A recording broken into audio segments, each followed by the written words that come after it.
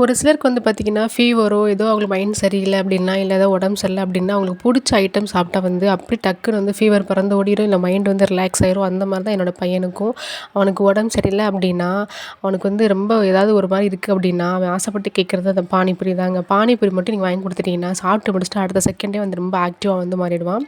அதேமாரி அவன் பானிபூரி கேட்டா பண்ணி குடுக்குறதும் ஈஸி. அவனுக்கு வந்து அந்த உள்ள ஸ்டஃப் பண்ணுறதுக்கு பொட்டேட்டோ அதெல்லாம் வந்து கேட்க மாட்டான். ஒன்லி அந்த பூரி அதோட அந்த தண்ணி இருக்கு இல்லையா? அந்த தண்ணி தான் அவனுக்கு ரொம்ப மெயின். அது கூட கொஞ்சம் உள்ள வைக்கிறதுக்கு வெங்காயம் இது மட்டும் தான் வந்து கேட்பான். அதனால பார்த்தீங்கன்னா, அவன் கேட்குறான் அப்படின்னா, நான் வந்து அடிக்கடி வந்து ரவா அந்த மைதாலாம் மிக்ஸ் பண்ணி வீட்லயே வந்து பானிபூரி மாரி வந்து பண்ணி பானிபூரி எப்போ குடுத்துருவேன். பண்ண ஸ்டார்ட் பண்ணணும். அதுலேருந்து 2 பேருமே வந்து கிச்சன விட்டு போவே இல்ல. என்னோட பையன்லாம் வந்து பார்த்தீங்கன்னா, அந்த கவுண்டர் டாப் மேல வந்து ஏறி வந்து உட்காந்துட்டான். ஏன்னா, அவனுக்கு வந்து அவ்வளோ வந்து பிடிக்கும். அக்காவுக்கு வந்து நீ நெறைய குடுத்துருவ. அதனால நான் வந்து இருந்து பார்த்து 2 பேரும் ஈக்குவலா பிரிச்சுக்கணும் அப்படின்றனால 2 பேரும் கிச்சன விட்டு போவே இல்லங்க. உங்கள்ல எத்தன பேருக்கு பானிபூரி பிடிக்கும்? நீங்க எவ்வளோ பேர் வந்து பானிபூரி சைக்கோன்றத சொல்லுங்க.